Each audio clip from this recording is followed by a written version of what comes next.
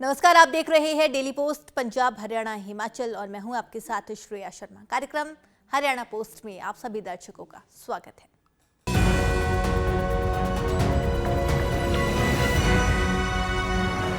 हरियाणा देश का एकमात्र ऐसा राज्य है जो योजनाओं के जरिए सुविधाएं देने के मामले में सबसे आगे है और लोगों के मुताबिक सरकार अपनी कथनी और करनी दोनों पर खरी उतर रही है। बात चाहे दिव्यांग पेंशन या वृद्ध पेंशन के साथ दूसरे वर्गों को मिलने वाली राशि की हो, तो उसे बढ़ाए जाने का ऐलान मुख्यमंत्री ने अंत्योदय महासम्मेलन के दौरान किया था और अब बढ़ी हुई पेंशन लोगों के खातों तक पहुंच रही है। देखिए ये खास रिपोर्ट।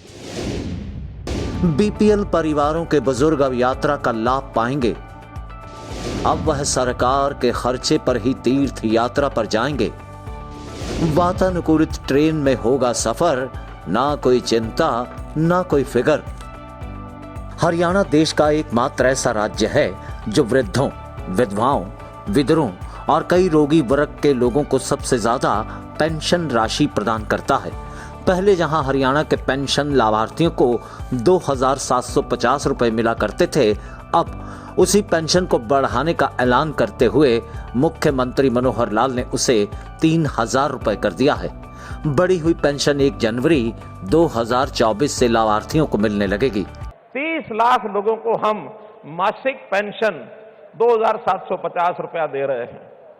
उसमें वृद्धावस्था पेंशन है, उसमें विधवा बहनों को पेंशन मिलती है, उसमें दिव्यांग बंधुओं को पेंशन मिलती है, कुछ और जो परमानेंट स्थायी बीमारी के नाते से कुछ लाचार लोग हैं उनको मिलती है, 27.5 रुपए मिलती है।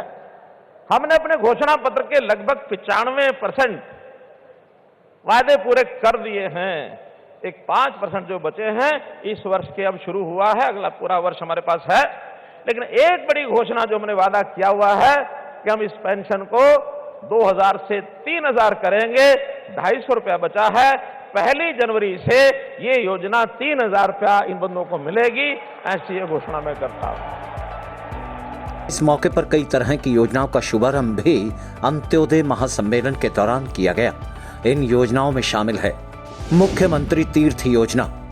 इस योजना के तहत बीपीएल परिवारों के वो वरिष्ठ सदस्य जिनकी आयु 60 वर्ष से ज्यादा है और परिवार की सालाना आय 1,80,000 रुपए से कम है, उन्हें मनोहर सरकार 5 तीर्थ स्थानों के दर्शन कराने की सुविधा प्रदान करेगी और यह यात्रा वातानुकूलित ट्रेन के जरिए उन्हें करवाई जाएगी। आयुष्मान भारत चिरायु योजना। इस योजना का भी शुभारंभ केंद्रीय गृह मंत्री ने मुख्यमंत्री हरियाणा मनोहर लाल की उपस्थिति में रिमोट का बटन दबाकर किया और इस योजना के तहत अब 14 लाख नए परिवार आयुष्मान भारत चिरायु योजना का हिस्सा बन जाएंगे। हैप्पी योजना। हैप्पी यानी हरियाणा अंत्योदय परिवार परिवहन योजना, जिसके तहत बीपीएल परिवार के लोग हरियाणा परिवार की बसों में मुफ्त सफर कर पाएंगे और इस योजना के तहत बीपीएल परिवार का हर सदस्य 1 साल में 1,000 किलोमीटर तक का सफर पूरी तरह निःशुल्क कर सकेगा। इन सभी योजनाओं का शुभारंभ केंद्रीय गृह व सहकारिता मंत्री अमित शाह की ओर से किया गया और इस मौके पर उन्होंने राजा कर्ण को प्रणाम करते हुए अपने संबोधन के शुरुआत में ही मोदी सरकार को दोबारा सत्ता में लाने का संकल्प भी दोहरा दिया। ये हरियाणा की भूमि को मैं बार बार प्रणाम करता हूं। मित्रों, आज 5 नई जन कल्याणकारी योजनाएं हैं। उसमें एक योजना है मुख्यमंत्री तीर्थ यात्रा योजना। मैं आप सभी को कहता हूं, मुझे बताओ माताओं, भाइयों, बहनों, अयोध्या में मंदिर बनना चाहिए था या नहीं बनना चाहिए था समय पर? एक कांग्रेस पार्टी ने आजादी के इतने सालों तक राम मंदिर को लटका कर, भटका कर, अटका कर रखा। हरियाणा वालों ने मोदी जी को दूसरी बार प्रधानमंत्री बनाया। मोदी जी ने इसका भूमि पूजन किया और 22 जनवरी को उसकी प्राण प्रतिष्ठा भी नरेंद्र मोदी जी करने वाले हैं। मेरा आप सभी से आग्रह है कि अपने परिवार में जो बुजुर्ग है ये तीर्थ यात्रा योजना का फायदा लेकर सभी के सभी लोग पहले रामलल्ला के दर्शन करने जाए, ऐसा मेरा आप सभी को आग्रह है। अंत्योदय महासम्मेलन में पहुंचे देश के गृह मंत्री अमित शाह ने मंच से अपने संबोधन के दौरान विरोधी पार्टी के नेताओं को भी आड़े हाथों लेते हुए उन्हें सवालों के कटघरे में खड़ा किया। मैं आज कांग्रेसियों को कहना चाहता हूं, विकास कैसे होता है वो समझना है तो नरेंद्र मोदी सरकार और मनोहर लाल खट्टर सरकार के एक एक दिन का पन्ना उलट कर देख लो। मित्रों, आज जब मैं यहां आया हूं तब मैं तो मनोहर लाल जी को बधाई देना चाहता हूं। सरकार की वर्षगांठ हो या हरियाणा की वर्षगांठ हो, इसको मनाने का एक गरीब कल्याण से अच्छा कोई और तरीका हो ही नहीं सकता। भारतीय जनता पार्टी को हमारे स्वर्गीय नेता दीनदयाल जी ने एक मंत्र दिया है, अंतिम मंत्र दिया, अंत्योदय का मंत्र दिया है। उन्होंने कहा है किसी भी प्रदेश या देश इसका विकास का पैमाना सबसे ऊपर की सीढ़ी पर खड़े हुए व्यक्ति से नहीं होता है, समाज में सबसे गरीब व्यक्ति कितना खुश है इसी से होता है। और ये गरीब कल्याण सम्मेलन, अंत्योदय सम्मेलन जो रखा है वो इसलिए उचित है कि इतने छोटे से प्रदेश के अंदर 45 लाख लोगों को ये डबल इंजन की सरकार मोदी जी और मनोहर जी की जोड़ी ने 45 लाख लोगों के जीवन के अंदर उजाला फैलाने का काम किया है। अंत्योदय का लक्ष्य और जन कल्याण की भावना के साथ प्रदेश की तरक्की का लक्ष्य लेकर चली मुख्यमंत्री मनोहर लाल की अगुवाई वाली भाजपा सरकार आज प्रदेश के बीपीएल परिवारों का जीवन उत्थान करने के साथ साथ उनके परिवारों के युवाओं को भी स्वावलंबी बना रही है। स्वास्थ्य के क्षेत्र में एक कदम आगे बढ़ते हुए मुख्यमंत्री मनोहर लाल की सोच और कार्यशैली ने आयुष्मान भारत योजना का विस्तार करते हुए लाखों ही लोगों को लाभार्थी बनाकर उन्हें न सिर्फ लाभ दिया है बल्कि दिव्यांगों को पेंशन का सहारा देते हुए लोगों को ये एहसास भी करवाया है कि सरकार उनके साथ खड़ी है। देखिए ये खास रिपोर्ट। 9 साल राख्या ख्याल, बीपीएल वर्ग मुस्कुरा रहा, सरकार का आभार जता रहा, सरकार योजनाओं के जरिए लाभ पहुंचा रही, सरकार ने हर वर्ग का रखा ख्याल, मनोहर सरकार की मनोहारी योजनाएं बेमिसाल। हरियाणा प्रदेश के मुख्यमंत्री मनोहर लाल सबका विकास, सबका साथ और सबके प्रयास को अपना मूल मंत्र मानते हुए अंत्योदय की जिस भावना के साथ पिछले 9 सालों से अपने शासनकाल के दौरान गरीब वर्ग के परिवारों को लाभ पहुंचाने की नीयत रखते हुए कई ऐसी योजनाओं को धरातल पर उतार चुके हैं जो आज गरीब वर्ग के लोगों के लिए किसी वरदान से कम साबित नहीं हो रही। पंक्ति में सबसे आखिर में खड़े वर्ग का कल्याण और उसके जीवन का उत्थान, उसके बच्चों के लिए शिक्षा का प्रावधान, उनके परिवारों की महिलाओं को योजनाओं के जरिए सम्मान, यही लक्ष्य है मुख्यमंत्री हरियाणा मनोहर लाल का। और इसी सोच के साथ इन तमाम तरह की योजनाओं को लागू भी किया गया। हम लोगों ने भारतीय जनता पार्टी की सरकार के नाते से अभी 26 अक्टूबर को 9 वर्ष पूर्ण किए हैं। इस 9 वर्ष के कार्यकाल में काम तो सरकारें सब करती हैं, लेकिन हमने जो विशेष काम किए, खास करके अपने प्रदेश के पंक्ति में खड़े हुए अंतिम व्यक्ति को, गरीब को, मजदूर को, किसान को, कोई भी छोटा व्यापारी, छोटा कर्मचारी जिनकी आय, सालाना आय बहुत कम होती है, निम्न आय वर्ग जिसको हम कह सकते हैं, बीपीएल जिसको कह सकते हैं, या जिनको जरूरत होती है, ऐसे जरूरतमंदों की सहायता के अनेक जो कार्यक्रम किए, उन कार्यक्रमों का आज ये जो अंत्योदय महासम्मेलन है, ये एक उसका प्रमाण है। मौका था अंत्योदय महासम्मेलन का, जिसे करनाल में आयोजित किया गया था और इसी के मंच से अपना संबोधन करते हुए 3C को मिटाने की बात जहां उन्होंने कही, तो वहीं जनता के लिए 7S के तहत काम करने का अपना वचन मुख्यमंत्री मनोहर लाल ने फिर से दोहराया।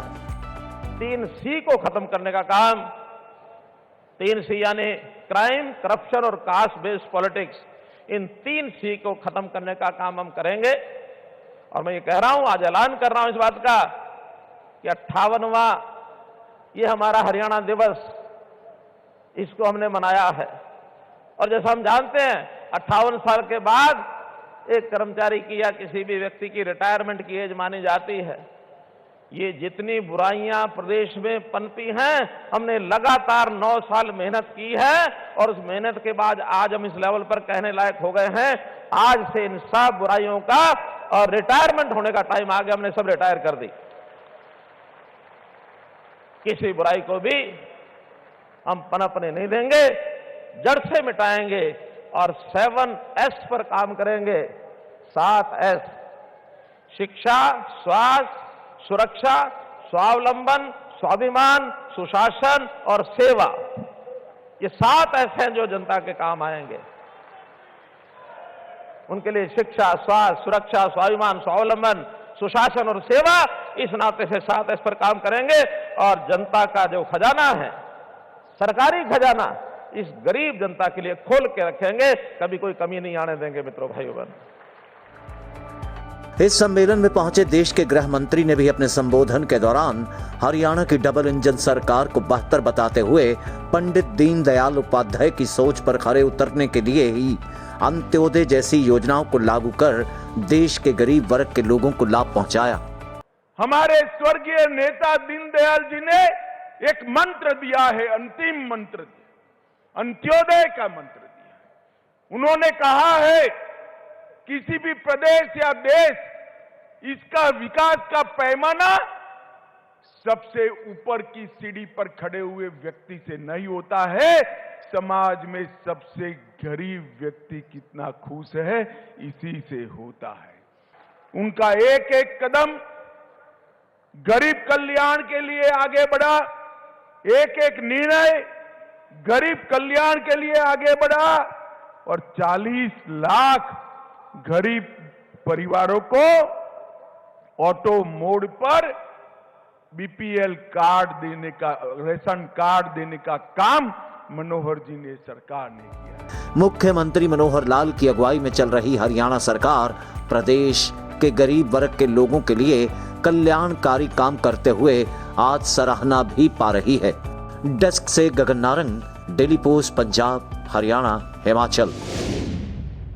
तो वहीं हरियाणा एक हरियाणवी एक की सोच और पूरे प्रदेश की जनता को अपना परिवार मानने वाले हरियाणा के मुख्यमंत्री मनोहर लाल की काम करने की पाक नियत और सरकार की ओर से चलाई जा रही नीतियों के चलते बुजुर्गों को ध्यान रखे जाने की कवायद करते हुए उनके लिए जो योजना शुरू की गई है वो काबिले तारीफ है। अपनी प्रहरी योजना के तहत सरकार न सिर्फ वरिष्ठ नागरिकों की सेवा आश्रम खोलेगी बल्कि 80 साल से ऊपर के बुजुर्गों का हाथ थामते हुए उन्हें वो हर सुविधा भी प्रदान करवाएगी। हरियाणा पोस्ट के तहत एक खास रिपोर्ट। 80 साल के बुजुर्ग सुने लगाकर कान, मुख्यमंत्री हरियाणा का आया है नया फरमान, सरकार उनकी सेवा का फर्ज निभाएगी। हरियाणा सरकार वरिष्ठ नागरिक सेवा आश्रम बनवाएगी। मनोहर सरकार के 9 साल साबित हो रहे बेमिसाल। मुख्यमंत्री हरियाणा मनोहर लाल, जिनकी दूरदर्शिता का कोई सानी नहीं, क्योंकि गरीब के कल्याण के साथ साथ बुजुर्गों के सम्मान की सोच रखते हुए मुख्यमंत्री की अगुवाई में हरियाणा सरकार की ओर से ऐसी योजनाओं को धरातल पर उतारा गया जिससे बीपीएल परिवारों को सीधा लाभ पहुंचा। वहीं 60 साल से ऊपर के बुजुर्गों के लिए भी कई तरह की योजनाएं बना उन्हें लाभ पहुंचाने का काम किया गया। चाहे स्वास्थ्य का क्षेत्र हो या बात हो सामाजिक सुरक्षा की या फिर सवाल हो बीपीएल परिवारों को अनाज देने का, मनोहर सरकार की मनोहारी योजनाएं आज हर वर्ग को किसी न किसी तरीके से लाभ पहुंचा रही हैं। अब मुख्यमंत्री मनोहर लाल ने 80 साल या इससे ऊपर हो चुके बुजुर्गों की व्यथा को समझते हुए एक नया ऐलान किया है, जिसके चलते बुजुर्ग राहत तो पाएंगे ही, साथ ही उनकी देखभाल का जिम्मा भी अब सरकार उठाएगी।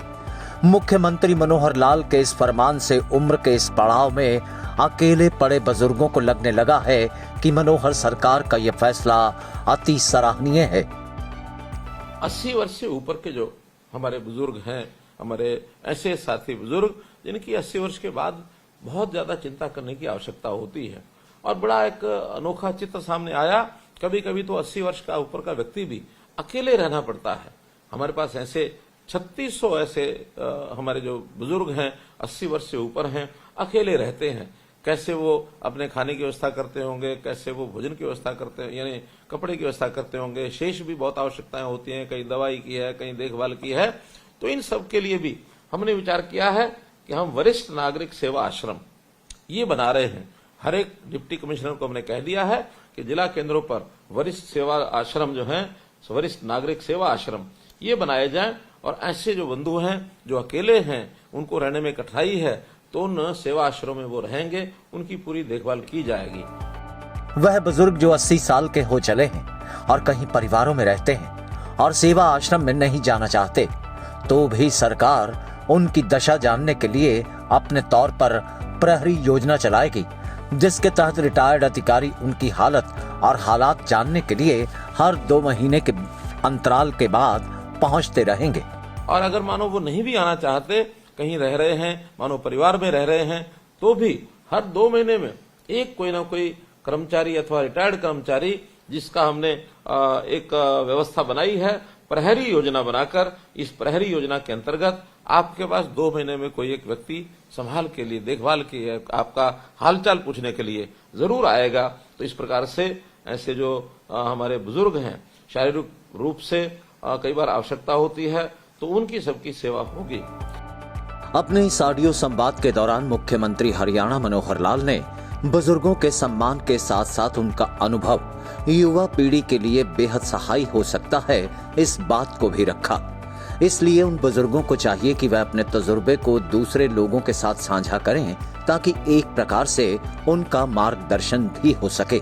वहीं बुजुर्गों के सम्मान का संदेश भी मुख्यमंत्री मनोहर लाल ने युवा पीढ़ी और समाज को दिया। शारीरिक रूप से कई बार आयु के साथ कमजोरी आ जाती है, लेकिन मेरा ये मानना है कि आखिर एक आयु के साथ व्यक्ति का अनुभव है, वो अनुभव भी बढ़ता है, और उस अनुभव का लाभ हमें अपनी नई पीढ़ी को ये भी देना चाहिए। आखिर नई पीढ़ी आकर के हमारे अनुभवों का लाभ लेकर के समाज में, जीवन में काम करेगी, उनकी भी प्रगति होगी, और देश प्रदेश समाज को इसको भी लाभ होगा। तो निश्चित रूप से इस काम को भी हमें करना चाहिए, सबको अपनी ओर से ये सब बताना चाहिए। मैं आपके साथ, हो सकता है कुछ ऐसे युवा साथी या आपके परिवार के अन्य लोग मेरी बात सुन रहे हों, तो मेरा उनसे भी आग्रह है कि हम अपने बुजुर्गों का ख्याल रखें। जिन बुजुर्गों की बदौलत हम यहाँ तक पहुंचे हैं, उनका बहुत बड़ा योगदान, उनका बहुत बड़ा ऋण हमारे ऊपर है, तो हम उस ऋण को चुकाने के लिए बुजुर्गों की सेवा ये हमेशा करें, उनको पूरा मान सम्मान दें और उनके अनुभवों का लाभ उठाएं। और इतना अगर हम उनकी सेवा रखेंगे, तो मुझे विश्वास है कि वो कोई भी तकलीफ महसूस नहीं करेंगे, उपेक्षित महसूस नहीं करेंगे। बुजुर्गों का आशीर्वाद हमको मिलेगा, तो निश्चित रूप से हमारे जीवन में हमको सफलता मिलेगी। तो फिलहाल कार्यक्रम हरियाणा पोस्ट में इतना ही। अब मुझे यानी कि श्रेया शर्मा को आप इजाजत दीजिए, और आप बने रहे डेली पोस्ट पंजाब हरियाणा हिमाचल के साथ। नमस्कार।